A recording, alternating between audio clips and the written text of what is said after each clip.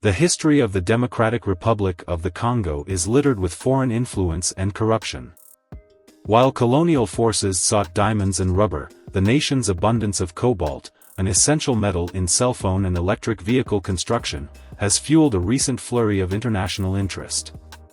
Now, key companies, individuals, and countries operating in the DRC's enormous mining sector will determine the country's economic future. From undisclosed billion-dollar agreements to human rights abuses, exploitation has defined the DRC.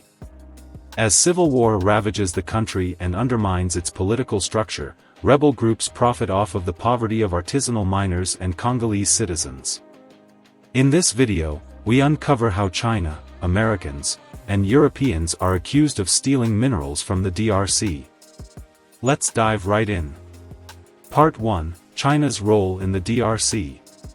China has invested billions in the DRC, building roads, hospitals, and schools.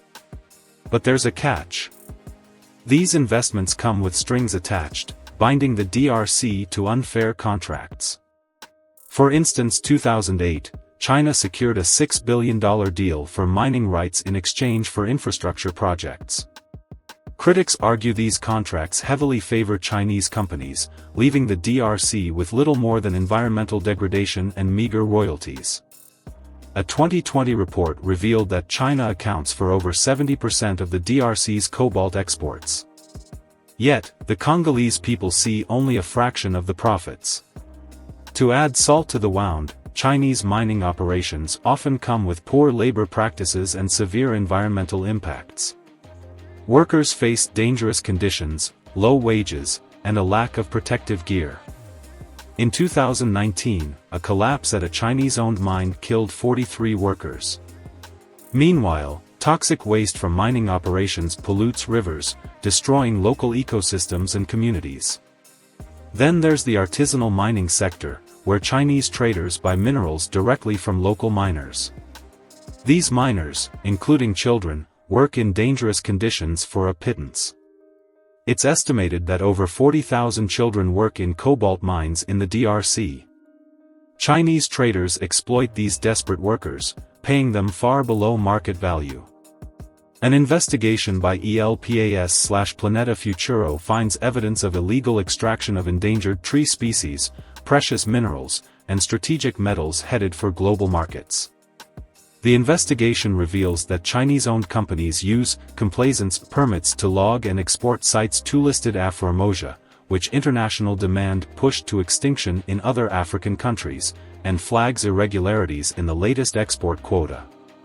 Also, with the help of military-protected concessionaires, Chinese companies have been illegally mining gold, diamonds, and rare metals with prospecting licenses for more than a year. Part 2: American involvement. Although they try to keep a low profile, American tech giants and automotive companies are significant consumers of DRC's minerals. Companies like Apple, Tesla, and Microsoft rely on cobalt for their products. While they may not operate the mines, their demand drives the cycle of exploitation. In 2017, a lawsuit accused Apple and others of knowingly benefiting from child labor in their supply chains. As a result, a landmark legal case has been launched against the world's largest tech companies by Congolese families who say their children were killed or maimed while mining for cobalt used to power smartphones, laptops, and electric cars, as the Guardian newspaper recently revealed. Apple, Google, Dell, Microsoft, and Tesla have been named as defendants in a lawsuit filed in Washington, D.C. by human rights firm International Rights Advocates on behalf of 14 parents and children from the Democratic Republic of the Congo, DRC. This was not a surprise since cobalt is essential to power the rechargeable lithium batteries used in millions of products sold by Apple, Google, Dell, Microsoft, and Tesla every year. The insatiable demand for cobalt, driven by a desire for cheap handheld technology, has tripled in the past 5 years and is expected to double again by the end of 2020. More than 60% of cobalt originates in DRC, one of the world's poorest and most unstable countries. And recently, the government of the Democratic Republic of Congo, DRC, has sent a formal notice to Apple accusing the tech giant of using illegally exploited minerals extracted from the country's embattled East in its products. If that is not enough, indirect exploitation is another major problem. American investment funds pour money into mining companies operating in the DRC. These investments often prioritize profit over ethics, perpetuating the cycle of exploitation. For example, major investors like BlackRock hold significant stakes in mining companies accused of human rights abuses. Part 3: European Influence. European corporations and governments are also deeply involved in the DRC's mining sector. Companies like Glencore and Trafigura have extensive operations in the country. In 2018, Glencore faced accusations of corruption and unethical practices in its DRC operations, including dealing with sanctioned individuals and bribery. Besides, the president of the Democratic Republic of Congo lashed out against an agreement recently signed between Rwanda and the European Union on mining, terming it a provocation, and alleged Rwanda was plundering Congo's mineral resources.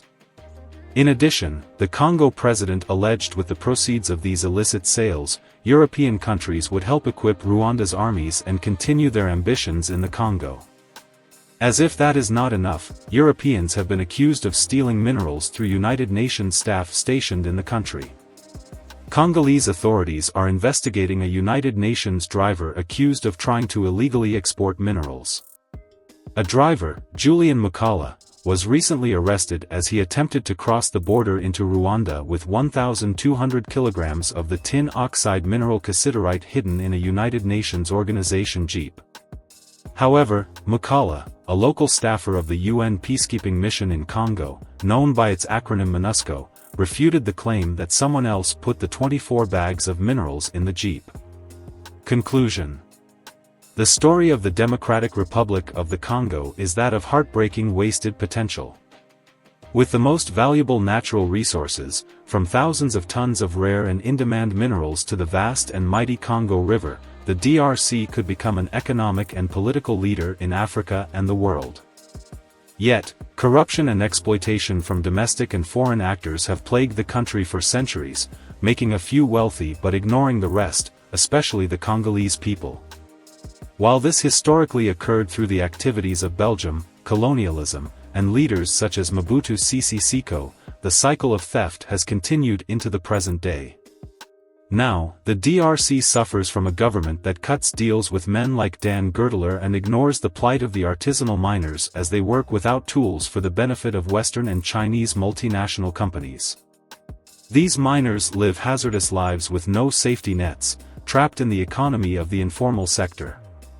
Not all multinationals have the same goals, with some, like Glencore, focused on extracting profits through their concessions. Meanwhile, others, like the Chinese consortium of Sycamines, operate to bring metals to the Chinese market while pledging infrastructure investment that coincides with broader international foreign policy goals of the People's Republic of China. The theft of the DRC's minerals has a profound human cost. It fuels conflict, destroys communities, and exploits the most vulnerable. But there is hope. Increased awareness, stricter regulations, and corporate accountability can make a difference. And there you have it. If you enjoyed the content, please make sure that you subscribe, like, share, comment, and hit the notification button. See you in the next one.